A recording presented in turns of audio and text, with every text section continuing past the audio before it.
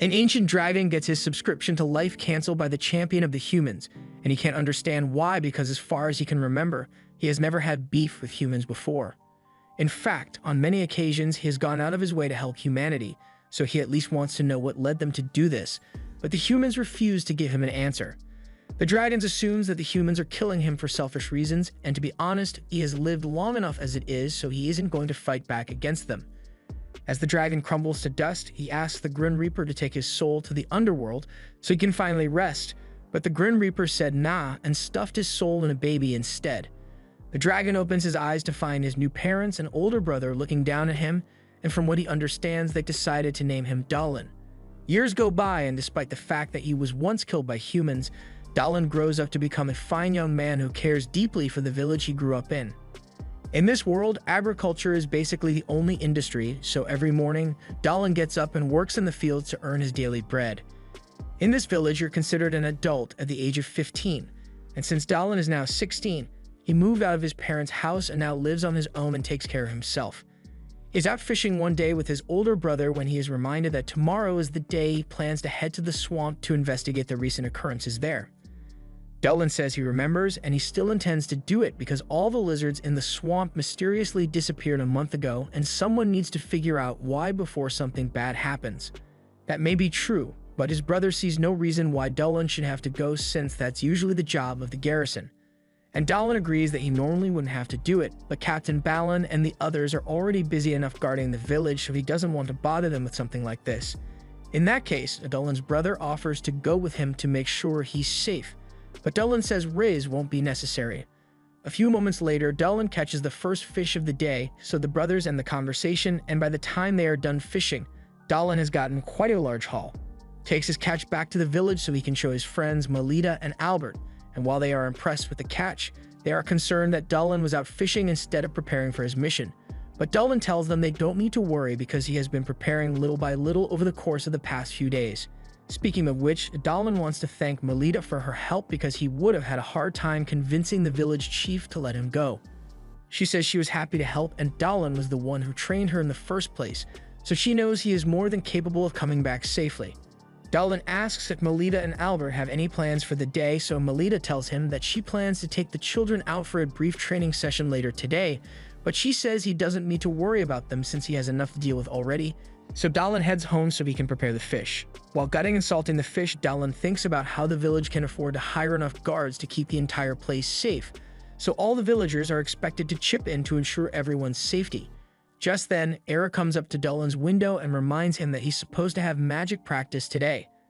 Dallin had completely forgotten about it, so he thanks Era for coming all the way out here to remind him, so he and Era go head over to Dallin's magic instructor's house, and once there, Dallin prepared to demonstrate his offensive magic. He chants a spell, and within a few moments, a powerful energy bolt is fired from his hand, completely destroying the target in front of him. The magic instructor praises Dallin for his excellent offense, and there's not much for her to teach him anymore regarding that, but as it stands, Dallin still sucks with medicine, so she's going to spend a lot of time teaching that. Later that evening, Dallin is in the town square when he meets a young girl with flowing white hair. The village chief introduces her to him and says she will be staying in the village for a while, but he also warns Dallin that she's a noble lady, so he should be on his best behavior around her. The girl tells Dallin that her name is Christina and extends her hand to shake his, and as they shook hands, Dallin could immediately tell that Christina was an incredibly skilled fighter. After she's gone, Dallin takes a little walk while reminiscing on all the things he has learnt since he became a human. As a dragon, he never had to worry about things like this, but as a human, there is a serious threat of freezing to death in the winter, as well as the risk of heat stroke during the summer, so he has to be careful of his environment. Dallin soon arrives at his parents' home and they greet him warmly, along with his younger brother Marco. Dallin brought a bunch of ingredients with him, so his mom takes it all and prepares a wonderful dinner for the family to enjoy. Dallin really enjoys it since he has missed his mom's cooking, and his father suggests that Dallin should find a wife who's good at cooking, so he can enjoy meals like this all the time. This isn't the first time Dallin has heard this, and he's not entirely opposed to the idea of getting married, but he's going to stick with this single life a little while longer. Marco asks him if he's still going to investigate that swamp tomorrow, and Dallin doesn't think it's a big deal. But his mother is really worried because not only is the swamp really far from here, but the road is also known to be dangerous. However, Dallin assures her that he won't be taking any risks, so there's no reason to be so worried about him. His dad tells him that he is an adult, so he is free to make any decision he chooses, but all he asks is that Dallin makes sure he comes back safely to them. The next day, as Dallin is about to set off on his journey, the entire village comes out to see him off. He thinks this is a little excessive for a send-off, but Balin says this is the least he can do for Dallin when he is taking on a job for him. In all honesty, Balin still feels like he should be the one going instead, but Melita reminds him that if he's gone and the village gets attacked by a monster, then there would be no one here to stop it. Everyone wants to do something to help Dallin out, so the resident nun Letitia goes up to him and offers a small blessing for his protection, and Gary gives him a bento box so he doesn't go hungry out there. They then wish him luck on his trip, and Dallin sets out to investigate the swamp. The lizards that used to live in the swamp would periodically interact with Dallin's village, but one day they suddenly disappeared. Dallin couldn't just ignore such a strange occurrence, so he volunteered to investigate so he can figure out what happened. But he was a bit anxious as to what he might find out here. Once Dallin arrives at the swamp, he uses his hand to feel the surrounding area, and he immediately figures out why the lizards all had to leave. The earth elemental's power has been growing too strong lately, and the water elemental's power has been weakening. Just then, Dallin hears some rustling in the bushes, and he is put on edge because, with the current condition of the swamp, only a powerful monster could survive here. However, as he readies his blade, he is shocked to find a Lamia slithering behind him. Lamias aren't usually seen around here, but as strange as it may be for her to be here, she's definitely a smash. The Lamia asks Dallin if he's alone, and Dallin confirms that he came by himself, which relieves the Lamia, because what she's about to do would be embarrassing if there were other people here. She tries to remember what her mother taught her to do, and from what she remembers, she's supposed to use a charm spell and then do a bunch of movements, but she doesn't remember how to do it right. Dallin is more confused than he is charmed, but the Lamia carries on to tell him that she didn't come here for a fight. But all of a sudden, a giant mud monster shows up above her, and that thing doesn't look like the calm and reasonable type. The monster attacks the Lamia, but Dallin steps in just in time and cuts its arm off before dragging the Lamia into cover. They have to stay quiet and hidden until the monster gives up on looking for them, but once it's finally gone, the Lamia asks Dallin what that thing was. He explains that it's a mad earth elemental, and it's probably why all the lizard people who lived here before had to leave. There was an earthquake recently, which may have caused the earth elemental to become like this, and unfortunately, Dallin doesn't think things are going to go back to normal anytime soon. The Lamia's name is Selena, and Dallin has heard that all Lamias are capable of using magic, so he asks if she can too. Selena confirms that she is able to use magic, so Dallin suggests that they should fight together to take it down. Selena is a little flustered by Dallin's suggestion because Lamias are earth monsters, so most of her spells won't be effective against the earth elemental. However, she does have one spell which should be able to damage it, so Dallin comes up with a plan and says he will attack the elemental from the front, so he will need Selena to back him up while he does. They get into position, and Selena is a little nervous to be working together with a human that she just met, but she doesn't have much of a choice, so when Dallin gives the signal, they both run out, and while Dallin holds off the elemental, Selena casts her spell and creates a giant snake which binds the elemental in place. While the elemental is distracted, Dallin charges forward again, and even though Selena couldn't hold it in place for long, she bought more than enough time for Dallin to get within striking range. So he runs up the elemental's body, and by infusing his sword with dragonic energy, he is able to slice the elemental in half, totally defeating it. However, as a result, all that elemental mud turns back into regular mud, and it goes all over the place, covering Selena from head to tail. Dallin rushes over to check if Selena is alright, and she doesn't seem to be hurt, so he just needs to take care of her clothes and get her cleaned up. Later that night, Dallin sets up camp and is preparing dinner for himself and Selena. Selena is surprised that Dallin isn't even slightly scared of her, even though she's a Lamia, so Dallin explains that he has met Lamias before, but even so, Selena is different from those he has met before. Most Lamias are wary of humans and are much more aggressive, but now that he thinks about it, there aren't any Lamia villages nearby, so he's wondering what Selena is doing out here. Selena explains that it is a part of her people's tradition that when you turn 17, you need to leave home and go find yourself a husband, which is why she's away from her village. The Lamia race is cursed, so they only give birth to girls, and on the rare occasion that they do give birth to a boy, it's always a boy of their husband's race.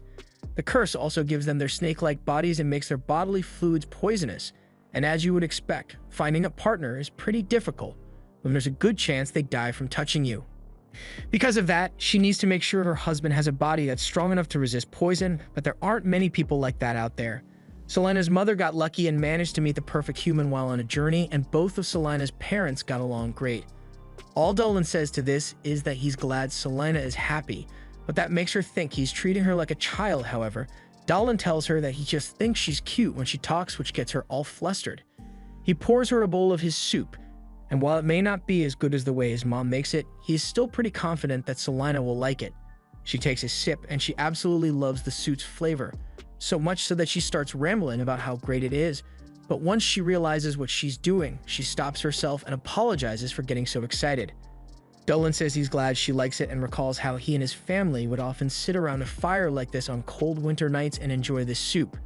Celaena can tell that Dolan genuinely loves his family more than anything, and Dolan can hardly believe he once spent an eternity as a dragon all alone in a cave instead. The next morning, the two's time together has come to an end, so Dolan bids Celaena farewell and wishes her luck in finding a good husband, but before he leaves, he wants to give her a present, and he recalls hearing that Lamia is like life energy, so he pours some of his life energy into Celaena, but it makes her faint almost instantly. Dolan apologizes for doing that all of a sudden as he now realizes that his dragon life force must be a little too strong for Celaena to handle. Once she has recovered, Dolan says he's going to start heading back to his village, and he invites Celaena to come visit him sometime before beginning his journey home. Celaena eventually runs into two male travelers, and this is perfect since she is looking for a husband, but before she could introduce herself, they see her lower half and freak out.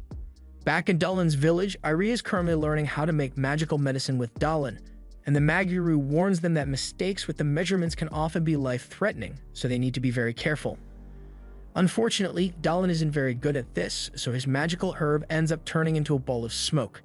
He just can't seem to get the hang of complex procedures like this, but Irie tells him not to be discouraged because he's good at a lot of other things, plus he's really handsome, and Dolan appreciates the compliment, but he admits that he isn't skilled when it comes to following complicated instructions. Maguru says Irie's magical herb turned out perfectly, so Irie is done for the day and can go outside if she wants. Irie would have preferred to stay inside with Dolan, but she decides to go help her mom out since she has some free time. Dolan doesn't know what to do about his lack of dexterity because back when he was a dragon, medicine wasn't really necessary, so he never had to learn how to make it.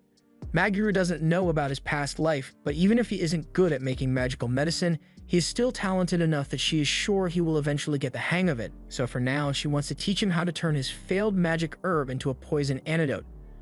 A little while later, Dolan is invited to have lunch with the rest of Irie's family, and though he didn't want to intrude, they insisted that he eat with them. So they begin the meal by praying to the goddess of nature, Merail, and it turns out that Dolan used to friends with Merail in his past life, although he hasn't seen her for a long time now. After lunch, Dolan is in a rush to leave because he is late for his next training session, and along the way he runs into Miu, and she remarks that he seems to be in quite a hurry. Dolan explains that he's late for practice, and Miu is disappointed since she was hoping to give him some fresh milk, but it looks like he doesn't have the time. In that short moment of indecision, Miu already squeezed him a fresh mug of milk, and it's too good to pass up, so Dolan graciously drinks it and thanks her before running off the training session. A little while later, Dolan arrives on the hill where Albert is instructing a couple of the kids on how to use a spear, and he apologizes for being late, but Albert says it is fine since he knows Dolan had magic practice with Maguru.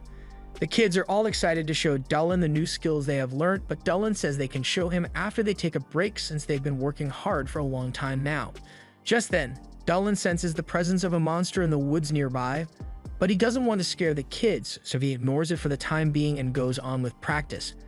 Later that night, Dolan heads out into the forest to investigate the monster presence he felt earlier, and oddly enough, he seems to recognize it, but the only person he knows who would match the description is Celaena, and there's no way she would be around here. He heads deeper into the forest, and to his surprise, he sees Celaena camping out in the forest. Celaena is just as surprised to see him, but she accidentally stumbles back and knocks over the hot water, so Dolan rushes in to save her from getting hurt. Celaena is glad he saved her, but she's still naked, so she asks Dolan not to look. However, Dolan's eyes are wide open, and he begins evaluating every inch of Celaena's body, coming to the conclusion that she's a solid 9 out of 10 waifu. Celaena once again begs Dolan to stop looking, and she can't believe he feels no shame in a situation like this, but Dolan sees nothing to be ashamed about. Dolan ends up getting slapped in the face by Celaena, and he apologizes for not taking her feelings into consideration, but Celaena just wants to forget what happened, so she says it's fine. Now that that's over, Dallin asks what Celaena is doing here since she told him she was heading south to search for a husband. And while that was initially the plan, every guy she tried to meet would run away from her in fear, so she came looking for Dolan, since he's the only person she has met who wasn't scared of her. Dolan was actually hoping to see Celaena again, and he says he is willing to do anything to help her find a husband, but then he thinks about it for a second and asks Celaena if she would be fine with living here with him for a while. Celaena is in disbelief and says she couldn't possibly do something like that because she thinks she would scare the people in the village, but Dolan assures her that it won't be a problem since there are already a bunch of demi-humans living in the village and Miyu, for example, is loved by everyone. The villagers may be wary of Celaena at first since she's a newcomer, but he's sure they will eventually warm up to her since she has a kind and gentle personality. And Dolan would personally enjoy having her around, although the way he says it makes it seem like he is courting Celaena. Celaena loves the idea of living with Dolan in a human village, but there's also a different reason she came looking for him. She was hoping he would share some of his life energy with her again because it was the most delicious life energy she had ever received, and Dolan is more than happy to give her some whenever she wants. He extends his hand to share some of his energy with her, and she seems to like it a lot, so he tells her she can have even more when they start living together, but for now, he has a plan to introduce her to the villagers.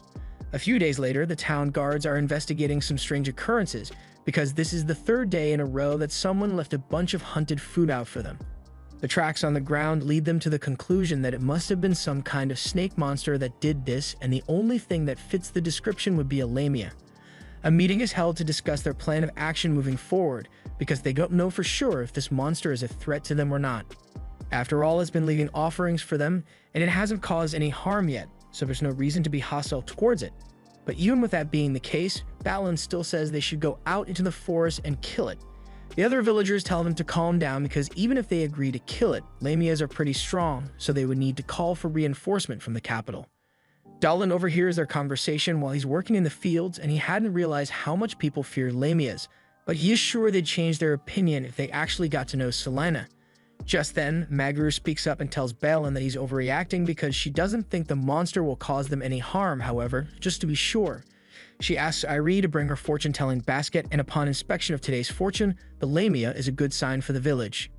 Dolan hears this and is excited, so later that day, he runs into the forest to tell Celaena that they can move forward with the next phase of the plan. The villagers no longer want to kill her, and the hunt offerings helped make public opinion positive, so there's only one more thing they need to do to get them to accept her. The next day, Balin organizes a meeting with the soldiers in town, and he tells them that they need to stay on guard because they are the only people keeping the village safe from danger, so he wants to hold an emergency training session just so everyone is in perfect condition. For this meeting, Dolan was called out, along with all the heavy hitters of the garrison, and this is exactly what Dolan was hoping would happen so he can complete his plan. Galen and Melita, as well as the priestess Letitia, are all present, and Letitia holds a lot of value in the village because she is able to perform healing miracles. But more than that, she is considered the messenger of the goddess Mirael, so if she arbitrarily declares Celaena is evil, there will be no way she gets accepted into the village. Everything now hinges on how well Celaena's acting skills are, so she needs to pretend to rescue Dolan from danger to get everyone to like her. Dolan plans to intentionally run into some monsters to give her the opportunity, so she is patiently waiting in the bushes for Dolan's signal. Just then, the soldier comes running out of the woods and begins yelling that the monster is here, but he isn't talking about Celaena, he's talking about an armored bear. Balin can't believe there's an armored bear this close to the edge of the forest, but he orders his men not to attack it because they will be killed in one shot if they do. He orders everyone to run away, but his son trips over his own feet and falls to the ground, so he's about to get slashed by the bear. Dolan rushes in to save him, but unless he uses his dragon powers, there's no way the boy will make it out of this alive. At the last second, just as Dolan is jumping in front of the boy, Celaena jumps on top of the two of them and takes the hit instead. She's got enough health that it didn't kill her, but she's got a pretty nasty wound on her back, so she uses her cursed eyes to order the bear to return to the forest. Balin and the others are even more shocked than before, but while Celaena is checking up on the boy, Dolan chooses to ignore everything she just did and orders both Dolan and the boy to get away from Celaena so he can kill her.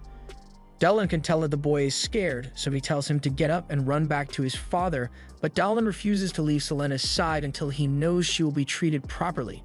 Melita tells Balin that it did look like the Lamia went out of its way to save them, Balin still insists that it is a dangerous monster, so he isn't going to let her get away.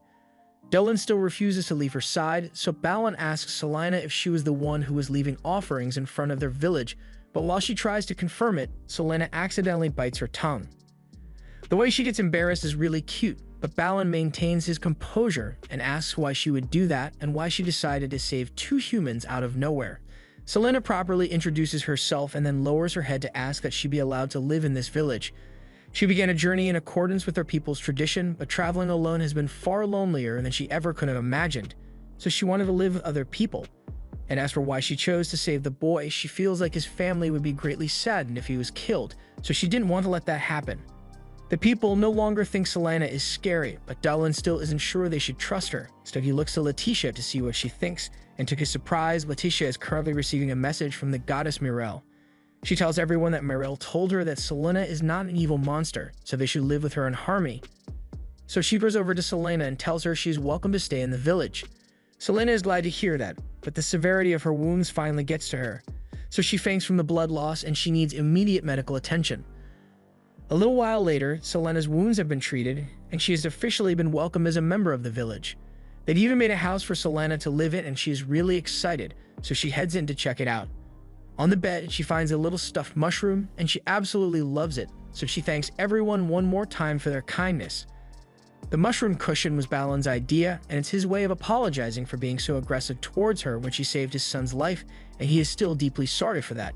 There's a lot they still don't know about Lamias, but they say they will do everything they can to accommodate and make Celaena's stay here as pleasant as possible. And now that everyone has truly accepted her, Dolan extends his hand to greet Celaena as an official member of the Varen village. Now that Celaena has been accepted into the village, Dolan thinks things will go well from here on out, but he owes Goddess Myrelle a huge favor for helping him out back there. That night, Dolan wants to go talk to Myrelle, so when he goes to sleep, he creates an astral projection of himself and flies up to the heavens.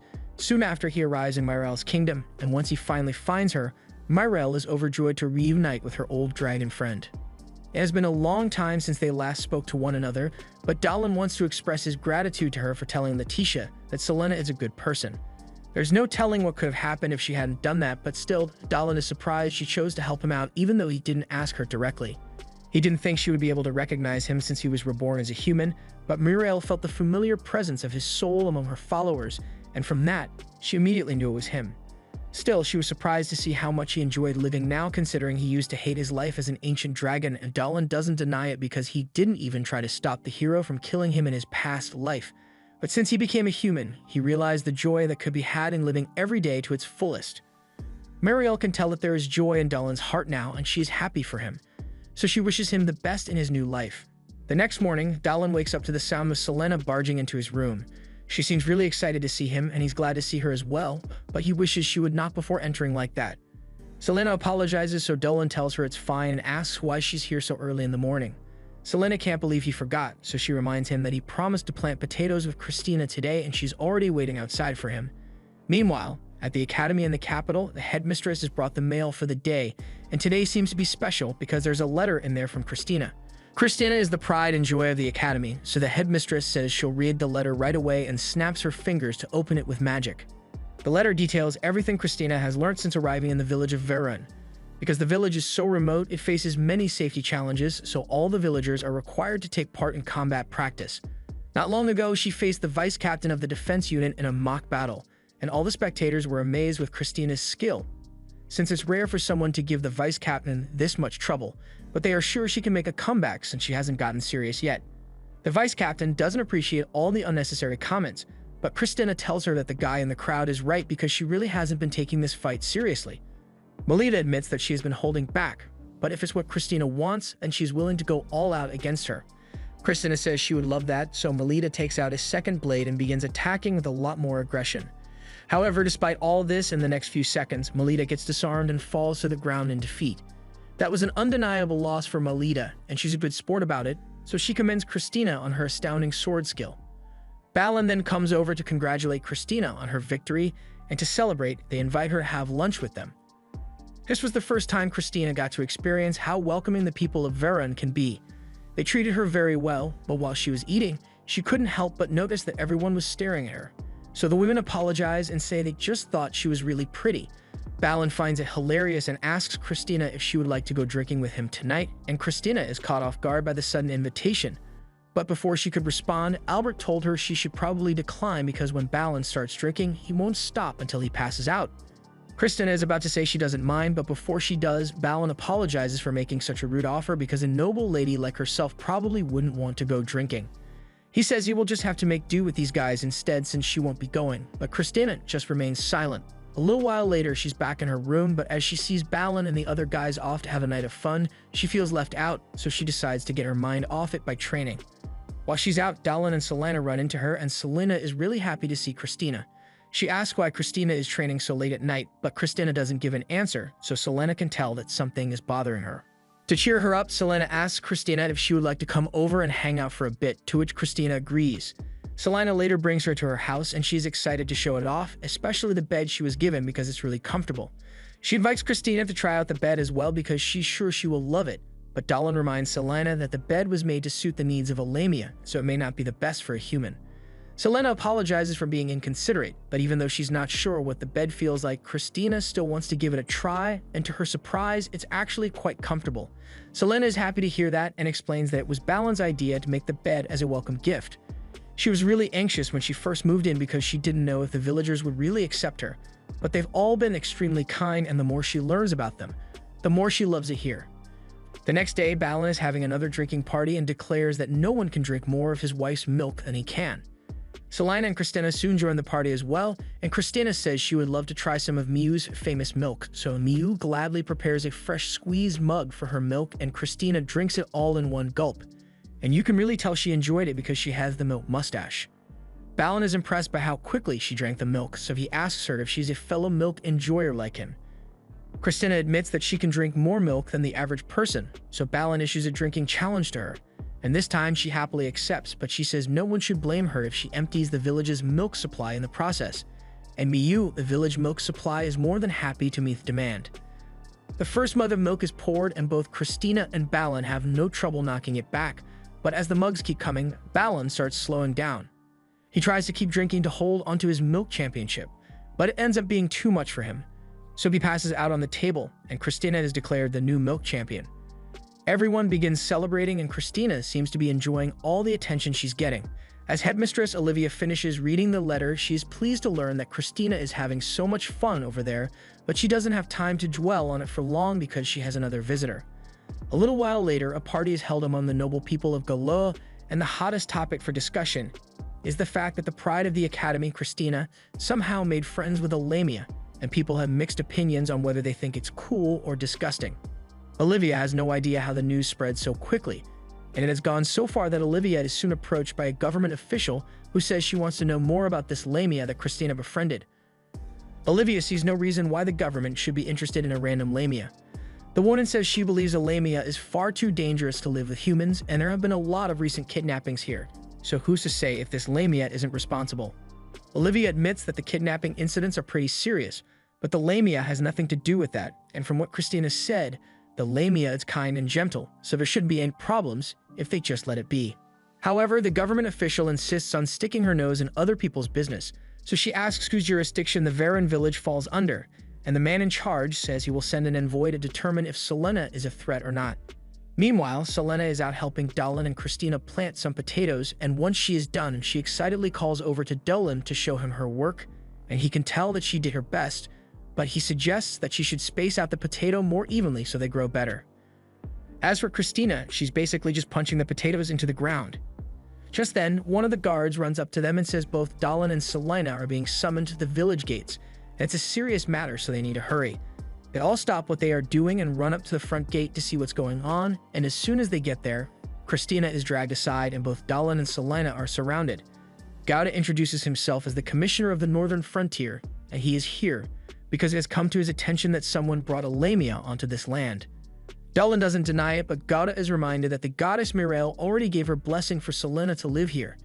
Gauda assures everyone that it's not that he doesn't believe the words of Mirael, but is his duty to ensure the safety of this lamb, so he had to come to investigate it himself. Dalin is a little relieved that Gauda isn't here to kill Celaena outright, but even so, he has no idea what they are after. Gowda explains that he wants to take Selena with him to the government general where it will be decided if she is truly safe to be around or not. This situation is not up for discussion, so Selena has no right to refuse, but since Dallin doesn't want to let her go by herself, he asks for permission to accompany her on the journey since he is the one who brought her here. Gowda sees no reason to object, so he allows it, and later that day, both Dallin and Selena are carted off to meet the government general.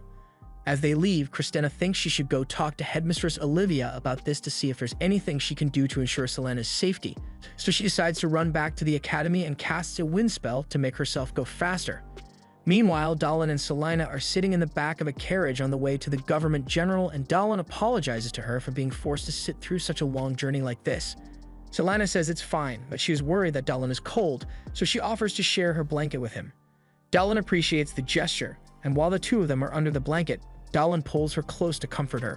He knows she must be anxious with everything that's going on, so he assures her that everything will be alright.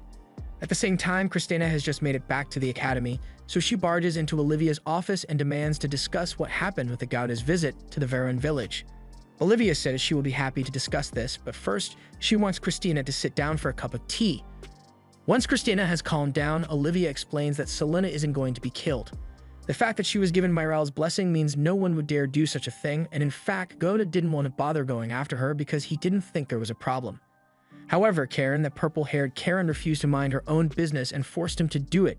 She is high up on the government ladder, and she believes Selena is a threat, so Gowda can't refuse her demands. Karen even went as far as suggesting that Selena was involved with the recent kidnappings in the capital, and that wouldn't be possible with Selena living all the way out in Veron, but if Selena were to be in the capital for some reason, Karen could likely blame her after all. Dallin and Selena are led to the government General Mage's mansion, and Karen has the fakest smile imaginable on her face as she is introduced to Selena, but she wasn't expecting any other visitors, so she asks who Dallin is. Dallin explains that he's a friend of Selena's and he took it upon himself to accompany her here. Karen says she doesn't mind the extra company, but the two of them must be hungry after such a long journey, so she invites them to come inside for some dinner. A wonderful feast has been prepared for the guests, and she tells them they can have whatever they like since this is her way of making it up to them for forcing them to come all the way out here. Dallin appreciates the gesture, but it was inevitable that Selena would have to come to Galoa at some point if she intended to continue living in Veron. Selena is relieved that Karen is being so nice to her because the way soldiers carted her off made her feel like she was going to be killed. Karen doesn't deny that killing Selena was an option at the time because she had some concerns that Selena might be using her cursed eyes to control the villagers. However, now that she's met Selena in person, she would never do something like have her eliminated. Meanwhile, Gowda has returned to the academy, and when he enters Olivia's office, he tells her that he has something he wishes to discuss. Back at Karen's mansion, once Dallin and Selena are done eating, Karen asks both of them if they enjoy their food, and they say it was delicious, but that's when Karen's true intentions begin to show. Selena is definitely the nicest and most beautiful Lamia that Karen has ever seen, not to mention that curvy tail of hers, which is why Karen drugged the food and intends to try out every inch of Selena's body in more ways than one. At the academy, Gowda fills Christina in on the details of what's going on, and it involves the reports of women going missing in this region. Christina is adamant that Selena had nothing to do with that, but Gowda is already aware of that. The one who is really behind it is a certain mage who has been alive for over 300 years now. This mage has survived so long by kidnapping young women and taking over their bodies, and now she has taken an interest in the body of a certain Lamia. Christina realizes that the mage in question is Karen, and that means Selena must be in trouble, so she says they have to hurry over there and stop Karen before she goes through with it. And while Olivia doesn't like the idea of Christina getting involved, it could use all the help then can get, so she agrees to bring her along to assist. Back at Karen's castle, she has laid Selena out on a table, and she is so excited to begin dissecting her for her sick, twisted reasons. However, before she could begin, Dallin interrupts and tells her to stop. Karen is confused because that drug should have kept Dallin knocked out for at least a whole day, and she's sure she didn't mess up the drug dosage, yet Dallin is as active as ever and casually rips off his restraints. He notices that the magic circles on the floor all reek of blood, so Karen must have been doing this for a while now, and he wants to know how many people she has killed. Karen doesn't answer his question because she is still wondering how he is unaffected by her drug, so she throws her scalpel at him and accuses Dallin of not being human. Dallin dodges and reiterates his question, so Karen tells him she doesn't know because she stopped keeping count of all the people she killed after she passed 100. Dallin is disgusted by how proud she is of that statement, so he asks her if there was even a reason to kill that many people, and Karen believes she had a very good reason because she wanted to accessorize. Everyone possesses something beautiful, so she just decided to take the beautiful things from all the other people and put them in herself. The magic for it is technically forbidden, and Karen had to make a few deals with the devil for it, but it was all worth it for such a fabulous body. Her arms are from an Arakan, her legs are from a thick beastskin, and her flawless skin is from an elf. And she's been happy with the way she looks for a while, but now that she has seen Selena's beautiful body, she thinks it's time to switch things up a bit. Dallin thinks Karen is messed up in the head, and he's not wrong because Karen has no intention of apologizing or changing her ways, so redemption is out of the question. Selena heard the whole conversation, and she's equally appalled by Karen's actions. Karen must have tricked a lot of people with her fake kindness when they came to her for help, and she calls her out for doing such a terrible thing, but Karen still feels no remorse whatsoever because the pursuit of beauty supersedes all in her eyes. Selena says Goda was right about Karen, and this surprises Karen because she thought she had hidden her actions from Goda really well, but it turns out that she had underestimated him because before Dallin and Selena arrived here, Goda informed them of Karen's misdeeds.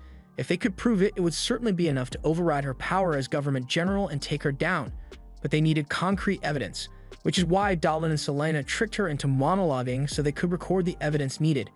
And now that there's no doubt that Karen is evil, Dallin calls in Gadu and the others since they've been waiting outside for a while now. Right on cue, Goda, Olivia, Christina, and some guards bust into the room, and Goda orders his men to capture Karen immediately. Karen planned to frame Selena for all the missing girls that were used in her beauty experiments, and then she would claim that she had to kill Selena for the crime so she would be free to use Selena's body as she wished. Christina and Christina can't believe Karen would go so far just for the sake of beauty, but Karen says they would never understand because they don't know what it's like to lack beauty. Ever since she was a child, Karen had been fascinated by beautiful things, and she wanted to be beautiful just like the things around her, but one quick look in the mirror shattered her dreams because she was so ugly that the animators couldn't bring themselves to draw her face. After coming to this realization, she took the next logical step and decided to steal a face off the first pretty woman that walked by. Piece by piece, Karen stole the body parts of all the beautiful women of the land, and her unspeakable cruelty was so impressive that she received funding from a demon to expand her operation and continue her unethical experiments. She became addicted to improving her body, and she's sure that someday she will achieve the pinnacle of beauty if she continues her research, so she isn't letting anything get in her way. She reveals her true form, and not that I agree with her, but I can see why she was so desperate to change her appearance. She attempts to grab Selena, but Dallin reacts quickly and carries her to safety. He has never seen something like this before, but it looks like all the fusions Karen made, coupled with the fact that she made a deal with the devil, led her to become this mismatched monstrosity. In the face of such horror, the guards lose their nerves, so they become liabilities, and Selena is forced to use her cursed eyes to stalk Karen before she can hurt them. Selena is able to keep her frozen for a while, but eventually Karen breaks free and attempts to grab Selena once more. However, this time, Christina steps in and chops off a bunch of Karen's fingers. There are very few things that Christina deems unforgivable, and hurting her friends is at the top of the list, so she's fully prepared to kill Karen. She charges forward and begins slashing away at Karen's body, but before she can do any fatal damage, Karen becomes defensive and casts powerful dark magic to keep Christina from coming any closer. Karen's power as a mage is truly terrifying, and there's not much Olivia can do to help in this situation because she can't summon spirits to help while they are underground. However, Dallin tells her that there's no need to get involved because he can handle things from here. While they had been keeping Karen busy, he had been drawing some magic circles on the ground, and now that he's done, he is ready to take Karen out, so Christina and Selena back off and let him work. Before he starts though, he wants to know if Karen actually feels happy after all the lies she has taken to attain her beauty, but Karen doesn't believe happiness is necessary as long as she achieves true beauty. Unfortunately, beauty will always be out of reach for her as long as her soul remains tainted by her wicked desires. There is no saving her, so Dallin casts a celestial javelin spell and surrounds Karen to make sure she can't escape as she is torn to shreds. After that was done, a few days pass and both Dallin and Selena were required to wait in the mansion until Goda could deal with all the aftermath, so Dallin passes the time by helping Selena study the human language. She really doesn't like having to study, but if she's going to continue living in human territory, she's going to need to learn how to express herself properly to humans. Just then, Christina comes in to pay a visit, and she asks how Selena's studying has been going so far. Selena says her head hurts, but she's able to read at a decent level now, so she's making good progress. Christina tells Selena that she's doing a good job, but Selena finds it much more impressive that Christina has the strength to run all the way to this mansion every day just to see them. However, today's a bit different because Goda and Olivia have come to see them as well. Once they get inside, the god apologizes for not coming to visit earlier, but he has been really busy dealing with all the trouble from the Karen incident. He also wants to apologize for getting Dallin and Celaena mixed up in his plan, but Celaena tells him he has nothing to be sorry about since it all worked out well in the end, especially since they were given antidotes ahead of time to make sure Karen's drug wouldn't be effective. There's also one other thing Gato wanted to mention, so he pulls out 2 pieces of paper and hands them to Celaena. The first piece of paper is a permit for her to stay in Galoa, and the second is her registration, so she can rest assured that there will be no further issues with her residency as of this moment. Celaena is elated to hear the good news, and if Gota had his way, he would have approved her from day one because he could immediately tell that she was a kind and gentle Lamia. Now that Celaena is officially a citizen of Galoa, Olivia tells Dallin that there's someone who wants to meet him, so the group heads over to the academy and meet with an old friend of Dallin's, Denzel.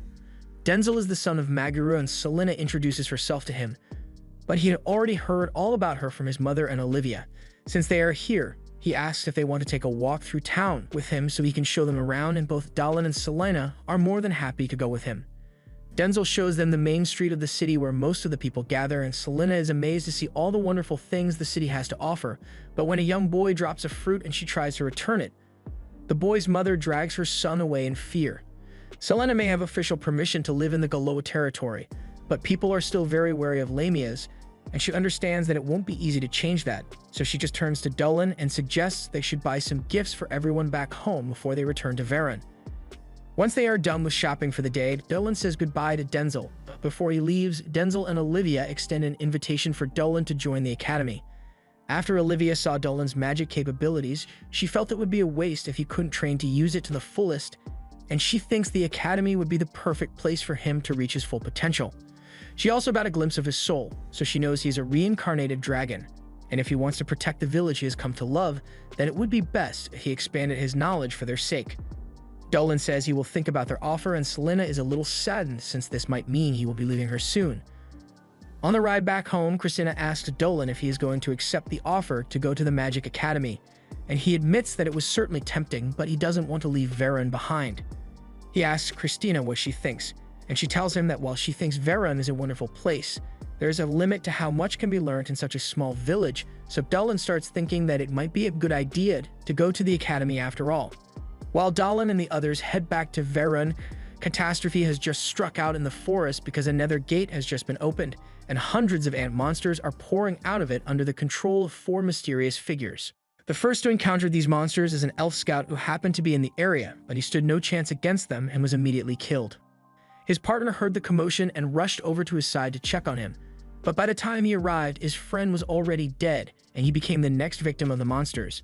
Sometime later, the rest of the elf scouts come to investigate the area, and the leader is horrified to find that his men have been completely massacred. Among the bodies, he finds one elf that is still alive, but he is barely breathing and won't last much longer in his current condition. The leader asks what did this to him, so just before the injured elf dies, he tells the leader that there was a horde of monsters here. Back in Varen, Christina and Dallin are helping with the swordsmanship lessons for some of the younger kids, and Christina is having fun watching Dallin train with the kids, but she can't help but feel upset when she thinks about the fact that he might leave the village to go to the academy someday. However, in the middle of her thoughts, she gets distracted when a bunch of kids start playing on her tail, so she starts chasing them around. Dallin is glad to see that Celaena is getting along so well with the kids, and he hopes things continue like this for a long time, but all of a sudden, Christina comes over to him and says she has a favor to ask. She tells him she wants to head out into the forest since she heard that there are a lot of vicious animals around here, and she wants to test her strength against them. Dallin says he knows his way around the forest, but it isn't a place you should venture into for no reason. However, Christina counters and says she has a really good reason for going out there since Albert has been complaining about not having enough space for his pigs to graze, and he would be able to gather a lot of the corns for the pigs to eat if the monsters in the forest were dealt with. Her getting to fight is just a little bonus. Dallin can't argue with her logic, so he agrees to take Christina into the forest along with Albert, Celaena, and a couple of soldiers for extra protection. As they enter the forest, Celaena asks why the guards are wearing so much armor for such a short expedition, so Dallin explains that they are just being cautious since there have been a lot of powerful monsters seen in the area, so they don't want to get caught lacking out here. Although with Dallin, Celaena, and Christina here, there probably isn't much that could pose a threat to them. Once they reach a certain point in the forest, Albert's pigs begin grazing, so Balin walks off with the soldiers to scout out the area. While heading deeper into the forest, Balin tells his men to stay alert because you never know what could pop out at you, but one of the pigs wanders off into the bushes, so a guard runs after it without a second thought. However, he soon regrets the decision to split up from the group because he comes face to face with a massive bladed tiger, and it looks like it's ready for its second meal after the pig. The tiger was about to turn the soldier into minced meat, but at the last second, Balin manages to step in and stop it with his hammer. Once the threat has been dealt with, Balin begins yelling at the soldier for running off on his own and not paying attention to his surroundings. But as he says this, Balin also fails to pay attention to his surroundings, so he gets attacked by one of those ant monsters from earlier. Christina, Celaena, and Dallin all hear the sound of Balin getting attacked, so they rush over to make sure he is alright and find Balin on the ground with an ant monster in front of him. The ant monster tries to attack them as well, but before it does, Dallin hits it with an energy blast that temporarily knocks it out. Christina asks what kind of monster that is since she has never seen anything like it, but Dallin tells her the thing isn't actually a monster, it's a demon. It's only a low-ranked scout demon, but regardless, it is still incredibly powerful and agile, so they need to be careful if they want to defeat it. Dallin tells her he will keep it busy, and while he does, he wants Christina to land the killing blow. He makes the first move and fires another energy bolt at the demon, and while it's distracted, Christina charges forward and slashes it in half. Even though the demon has been defeated, Christina is left confused as to how something like that could have gotten here in the first place, but Dallin asks her to keep this a secret until they figure out more about what happened. Later that day, the group returns to the village and everyone nervously waits to hear the news about the condition of Balin and the other soldiers. According to the village chief, they were pretty badly hurt, but there's no immediate danger to their life, so they will be alright after they get the chance to recover a little. Dallin and Christina told everyone that Balin and the others were attacked by a bladed tiger and an unknown monster, and while no details were given about the second monster, the village chief knows this is terrible news for them. Balin is the strongest soldier Varaun has, so if he was defeated by the monster so easily, then hardly anyone would be able to handle it. A little while later, Magru comes into the town hall and tells everyone that Balin has regained consciousness, and he's going to be totally fine, but the wound he sustained from the mysterious monster was pretty severe. Something is clearly going on in that forest, so Dallin gets up and says he will investigate it, but Magru shuts him down and says he's not going anywhere. After what happened to Balin, she's worried Dallin might get himself killed, so she suggests they should all just make the forest a forbidden area and hope that the mysterious monster doesn't come near the village. Dallin understands why she would want to be so cautious, but he insists that if they don't investigate it now, they will be stuck living in fear forever. Magru relents and says she will allow Dallin to go investigate the forest, but only under the condition that he takes someone with him since it's dangerous to go out there alone. Celaena volunteers to go with Dallin, but the village chief absolutely forbids it since he would know what to tell the academy if Christina got herself hurt while she's under his care. Christina understands the village chief's concerns, but Dallin still needs someone to go with him, so Celaena offers to go instead. She possesses cursed eyes and can use magic, so she is sure she could be of great assistance to Dallin. Dallin has no objections, so he agrees to let Celaena join him. However, before they start thinking of plans, the village chief adds a condition to the mission and says the two of them should run away if their lives are ever in danger because their lives are the most important thing. Dallin and Celaena agree to his terms, so the next morning the two of them head out into the forest to investigate. It has been a while since Dallin and Celaena got to spend time alone together, and Celaena is starting to get flustered, but she is determined to prove that she can be useful to Dallin, so she's not going to let herself get distracted. As they are about to enter the forest, Dallin senses someone nearby, so he stops. But it turns out that it was just Christina. And since she wasn't allowed to join this expedition, she decided to go on a random walk in the forest for completing unrelated reasons.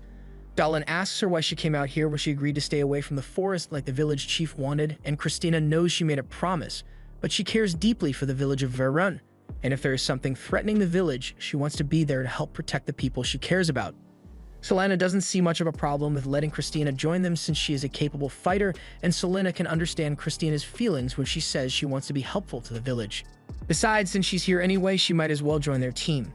Christina thanks both of them for being so understanding, and together, the three begin slaying monsters as they make their way through the forest. After they've dealt with the spider monsters, Christina comes across another monster that looks very menacing, so she's about to attack, but Celaena stops her because this one is actually pretty calm. Celaena offers it some food, and Dallin seems to be getting along great with the monster's children as well, so since the monsters aren't a threat, Celaena sets up a picnic for all of them to share. Christina is amazed by how calm Celaena is even though there's a huge monster right next to them, but Celaena points out that she is also a monster, so she doesn't see much to be scared about. She encourages Christina to try feeding the babies so she can see that they are completely harmless, so Christina gives one of the babies an apple, and it begins happily munching on it. Christina now sees how cute monsters like these can be, and Selena explains that they were probably just out here looking for food, which means something must have driven them out of their usual feeding grounds. And if the situation is serious enough that even powerful monsters are being affected, it's even more reason for them to get down to the bottom of this. Christina takes a bite of the sandwich Dallin made for her, and she is shocked by how delicious it is, so Dallin explains that his mother baked the bread herself, and he was the one who cured the meat. Selena remarks that Christina looks so pretty even when she's eating, and Dallin admits that he thinks Christina has a certain level of charm no matter what she's doing. Christina gets embarrassed when he says this, and after learning that Dallin thinks Christina is charming, Selena asks Christina for some advice on how to become charming like her, since it might help her find a husband. Christina doesn't know what to say since she doesn't have some sort of secret charm technique, and Dallin tells Selena that even if Christina did have a secret charm technique, Selena wouldn't need it because she is fine the way she is. After he says this, Selena's mind starts racing because this must mean Dallin thinks she is charming, and if he thinks she is charming, that must mean he wants to make her his wife.